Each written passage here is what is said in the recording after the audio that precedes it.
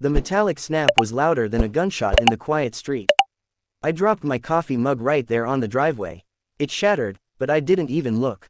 My eyes were locked on the woman in the visor and pink gardening gloves, holding my heavy-duty bolt cutter like a trophy. She'd just severed the chain lock on my Jeep's steering wheel. "What are you doing?" I finally managed to yell, running off my porch. "Unauthorized vehicle," she said, her voice all syrup and nails. She didn't even turn around. Article 7, Section B. Non-operational cars cannot be parked in driveways. It's an eyesore. It's being towed. That's when I recognized her. Brenda from 3 houses down. The one who'd left a handwritten note about our grass being 2 millimeters too high last week. Non-operational. It runs perfectly. I just detailed it. I moved between her and the Jeep's door. "This is my property. You can't just cut my lock." She gave me a smile that didn't touch her eyes. "The HOA bylaws grant us the right to maintain community standards. You were notified." She pointed a gloved finger at my front door. A bright pink paper flapped there. I'd been at work all yesterday. I hadn't even seen it. "A note isn't a legal notice. You're trespassing and vandalizing. Call the cops then," she shrugged, pulling out her phone. "I already did. They're on their way to witness the removal of this heap." She said the word like it was a rotten smell. My heart hammered against my ribs. I'm a landscaper. I work with my hands, not lawsuits. This house, this tiny piece of the American dream, was everything. And this woman was acting like she owned it. I felt that hot, helpless anger rising. I glanced at my front window. My wife, Maya, was standing there, watching. She was perfectly still. Brenda followed my gaze and smirked. "Maybe your wife can talk some sense into you. Some of us care about property values." That's when the first patrol car rolled up.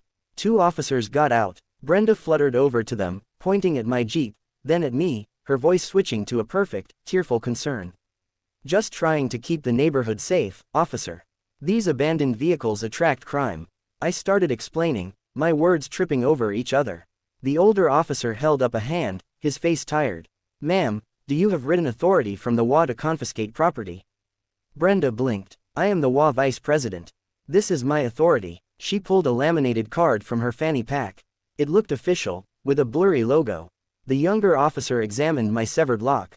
"Sir, you might have a civil case, but she says the vehicle isn't running. If it's on a public easement. It's in my driveway, and it does run." "Prove it," Brenda chirped.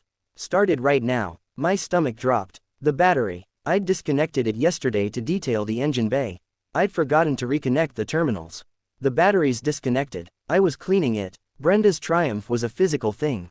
"See, non-operational. Tow truck is 5 minutes out, officers. Thank you for keeping the peace." The cops looked at each other, resigned. The older one turned to me. "I'm sorry, sir. It's a bylaws issue. You'll have to take it up with the HOA board." The helplessness was a brick in my throat. I looked back at the house. Maya was gone from the window. The front door was opening. She walked out onto the porch, calm, holding a tablet. She wasn't in her usual jeans and t-shirt. She was in dark cargo pants and a tight black shirt. I hadn't even seen her change. "Officers," she said, her voice cool and clear, cutting through the tension. "Before that tow truck arrives, you need to see this." She handed the tablet to the younger cop. Brenda rolled her eyes. "Oh, please. Security footage. It shows me upholding the rules." On the tablet screen, clear as day, was Brenda.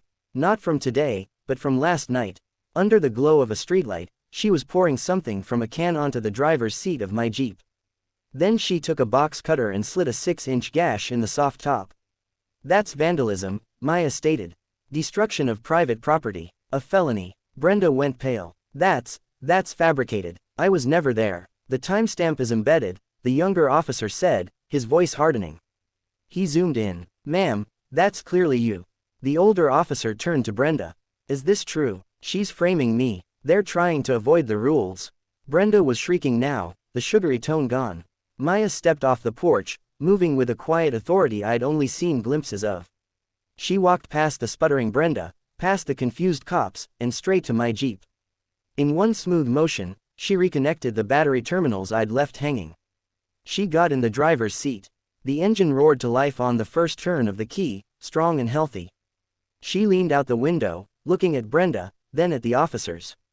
"The Jeep is operational. It's also not just my husband's Jeep." She paused, letting the engine rumble fill the street. It's a training vehicle for the county police tactical mobility unit. That gash you put in the top. You just vandalized police property. The world went silent except for that idol. Brenda's mouth hung open. The two officers stood straighter, looking from the Jeep to my wife with new eyes. Maya gave a small, cold smile. And those, unauthorized modifications, you cited in your pink note. Those are certified police-grade reinforcements. She looked at the older officer. I think you have more than a bylaws issue to discuss now. You can start with why a civilian was allowed to attempt the unlawful seizure of an active police asset based on a falsified report. Brenda took a step back, her hands starting to shake. The look on her face wasn't anger anymore. It was the first dawning flicker of pure, cold fear. The game had just changed, and she hadn't even known she was playing. The older officer's hand went to his radio. His tired professionalism snapped into sharp focus. Dispatch, this is Unit 7. We have a 10 to 96 at my location. Possible felony vandalism of law enforcement property. Requesting a supervisor and additional units. The color drained from Brenda's face completely. Law enforcement property? That's a lie. It's a beat-up old Wrangler. With a reinforced roll cage, ballistic paneling in the doors, and a modified electrical system for emergency lighting, Maya listed off, still sitting in the driver's seat, her voice flat and factual. The department stickers are in the glove box, right next to the service manual. The eyesore you wanted towed is used to train officers in off-road pursuit and rescue. The younger officer walked to the passenger side, opened the door, and found the official department placard. He held it up for Brenda to see. Her knees seemed to buckle slightly. I didn't know, she blurted out, her voice shrill. How was I supposed to know? He's a landscaper. She pointed a trembling finger at me. So am I, Maya said, stepping out of the Jeep. And a sworn officer. And you just cut through a police anti-theft device and destroyed department assets. Knowing or not knowing doesn't change the facts. A second squad car arrived, followed by a sergeant's SUV. The quiet suburban street now looked like a crime scene. Neighbors were peeking through blinds, gathered on porches.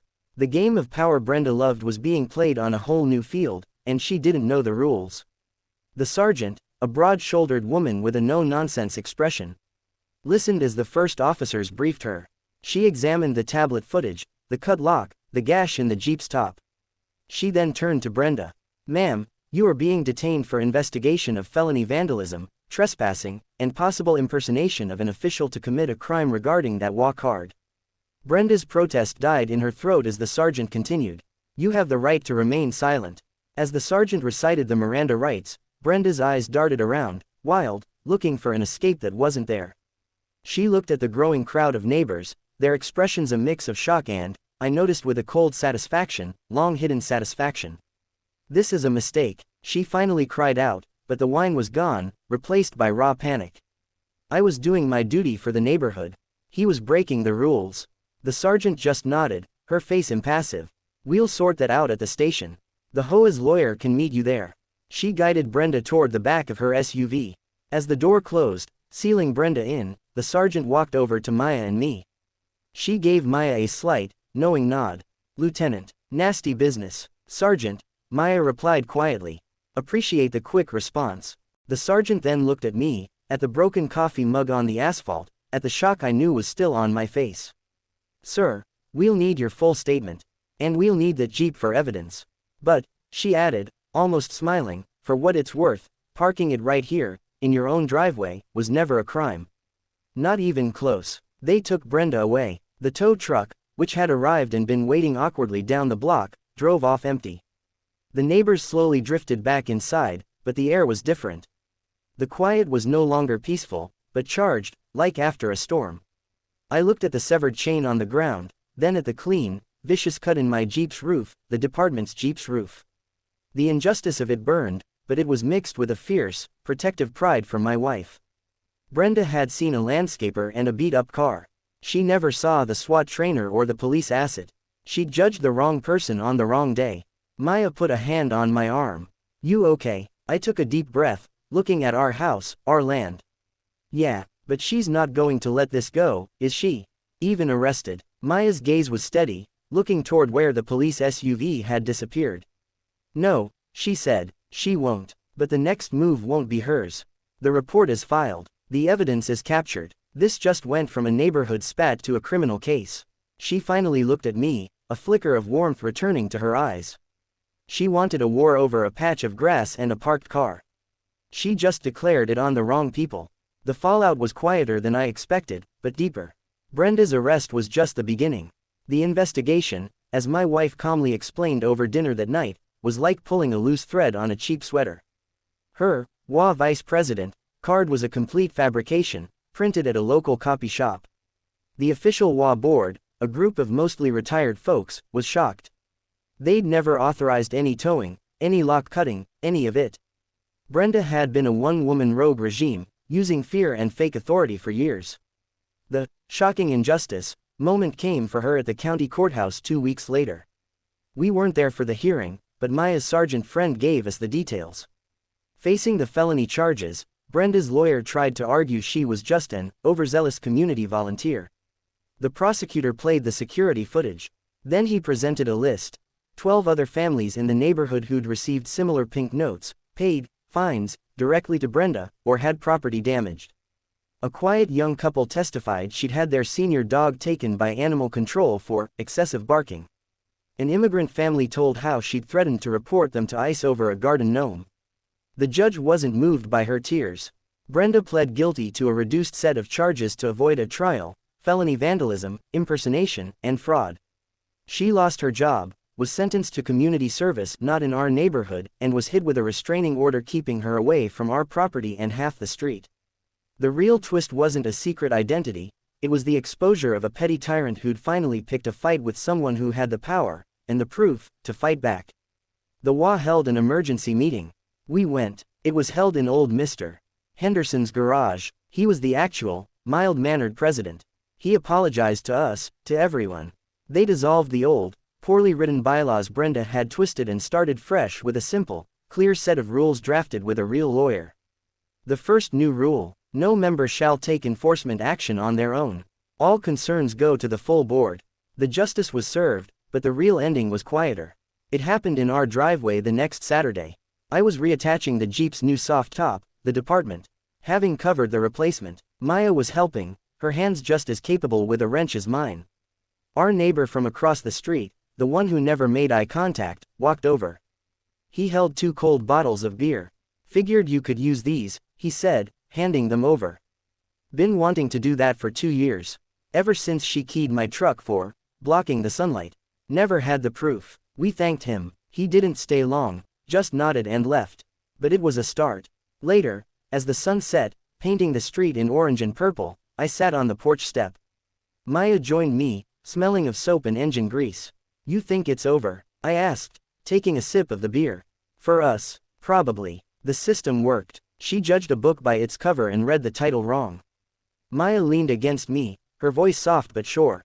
"The Jeep wasn't just a car. This land isn't just a plot. It's what we own, what we protect." She thought she was fighting about a rule. She was really fighting against that idea. And that's a fight you can't win. I looked at our Jeep, at our freshly cut grass, at our home. The patriotic ending wasn't about flags or speeches. It was in the quiet certainty of that moment. It was in the taste of a cold beer after honest work, the weight of my wife's head on my shoulder, and the unshakable truth that on our own land, we were finally, peacefully, left alone. The last twist was the simplest. Sometimes, the most powerful revenge is just living freely, in the peace that the corrupt tried so hard to steal. And knowing they can never touch it again.